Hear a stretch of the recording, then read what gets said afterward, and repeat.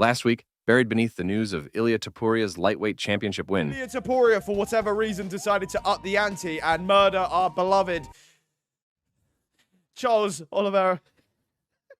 Ben Askren's life-threatening pneumonia and lung transplant. Ben Askren, who has been fighting for his life for the better part of a month and some change, is now needing a double lung transplant, which is a very expensive procedure, and has been denied by his health insurance. So now his family has had to resort to crowdfunding to try and get the funds together to pay for this life-saving procedure that is medically necessary for him to continue living. And John Jones's belt stripping, followed by details of his more recent hit-and-run charge. They slit throats. They slit throats. They're the most evil people you'll ever meet. They're the most evil people you'll ever meet. And he's talking to a police officer on the phone here. Beneath all those headlines, BKFC's Bantamweight champion Alberto Blas was released from the premier Bare Knuckle Boxing promotion. The news came as a surprise to many, as the undefeated Blas was an unstoppable force inside the ring, with 6 first-round knockout wins in his 6 bare-knuckle fights. BKFC head honcho David Feldman put out a press release, citing a pattern of unprofessional behavior outside of competition as the motive for his pink slip. Feldman also said, quote, "There were multiple infractions that went into this decision. We wish him well in his future endeavors." The statement from BKFC was released at an interesting time, as just hours earlier, rival promotion Bare Knuckle Boxing had announced the signing of their Cuban Bantamweight champion to a multi-fight deal. In an attempt to salvage his public perception amidst the promotional battle, Alberto Blas released his own statement in response to David Feldman. It reads, "While my record is not spotless, I stand by my reputation and wish to call this out for what it is. An insecure individual trying to save face while the company he built, and subsequently sold off, continues to spiral downwards." It goes on to cite a recent incident at Hard Rock casinos, where Blas was allegedly threatened and harassed, and according to his statement, acted on self-defense. Later on that same day, the video of that infamous incident came to light and was released on Mike and Mish podcast. Let's take a look at the alleged self-defense episode. So before I play this video, right, real quick, I'm just going to say, I was provoked in the locker room, but was the bigger man and walked away only to be followed through the casino and threatened and harassed, okay? So think about that when you watch this video, and you tell me if that was the truth.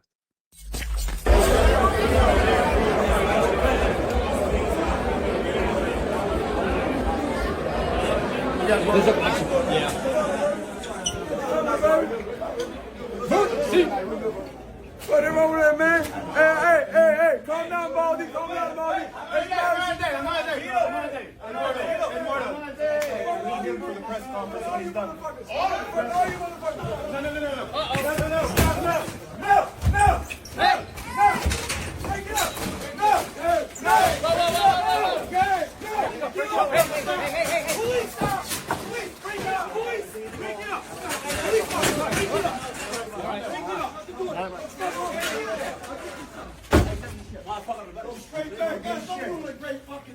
Ignore that shit. I know.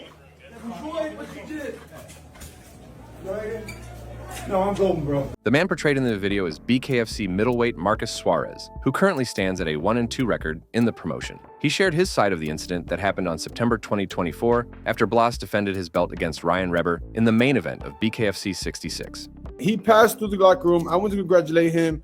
He didn't want to say congratulate me. Okay, that's fine. I as you can see, I look confused. But then when I saw the podcaster recording with his phone, in my head, I automatically said, let me try to see if I can sell a fight. It's my time to put work on the map. I said what I had to say. You know what I'm saying? I can say whatever I want to say. That's the point. And they're the ones that lost their cool and did what they had to do, you know? The full interview with Suarez is linked in the description, as well as Mike and Mish's podcast with the full video of the incident. But coming back to Alberto Blas's statement, he cites another incident from 2022, before he even fought for BKFC. Judging by his flimsy portrayal of that self-defense episode, I decided to dig into what exactly happened in 2022. There was an incident apparently with Yoel Romero, the former MMA fighter, current dirty boxing fighter. Specifics to it, I've heard there was an attack with a weapon. I don't know how accurate that is. This is what I've been told by multiple parties, though. According to court documents, Blas was charged by the state of Florida with 1 count of attempted second-degree murder and 1 count of battery, being found not guilty of both charges. Blas paid the $1,500 bond and was discharged on the day of his arrest. Both charges stemmed from an incident on January 4, 2022, and following an almost 3-year court battle, Blas was cleared of the charges in December 2024. But looking further down the case dockets, we can find a court-issued stay-away order a month after the incident in the name of the victim, one Yoel Romero. Romero's name doesn't appear on either trial or deposition dockets, meaning he didn't testify to court against Alberto Blas. But what exactly transpired that day between the two Cuban wrestling standouts? I reached out to a person close to the situation who wishes to remain anonymous, but gave some details to better understand what transpired. First, the source claims that Alberto Blas stabbed Romero and was criminally charged in January 2022.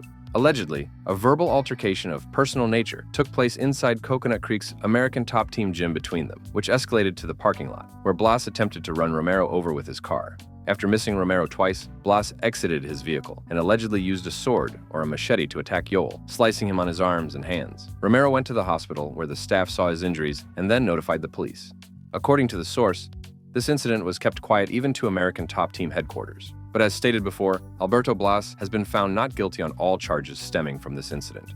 In response to the back and forth between Blas and his former employer David Feldman, BKB president and Alberto Blas's new boss Mike Vasquez gave his own take on the situation to MMAnews.com. He says, quote, "It's hard to release someone that wasn't under contract. It's also hard to digest that they would put a statement like that out about a fighter only minutes after he's signed by another organization."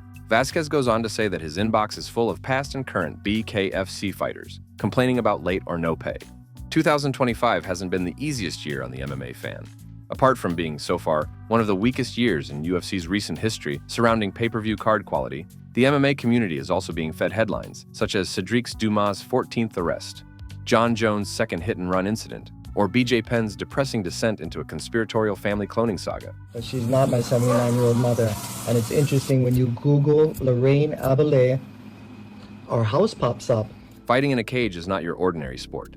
And while most can agree it takes an extraordinary person to thrive in an extraordinary circumstance, that same energy time and time again spills over into ordinary lives. Alberto Blas is expected to compete soon at Bare Knuckle Boxing's 135-pound division, carrying his undefeated 6-0 record to his new promotion. This has been the first episode of Overlooked MMA News. I'm Ragdoll MMA. Thanks for watching. Like the video if you liked the video, subscribe to the channel if you want more MMA lore, and I'll see you in the next one. If you want to further extend your support for the channel, consider joining in as a member for just $2 a month.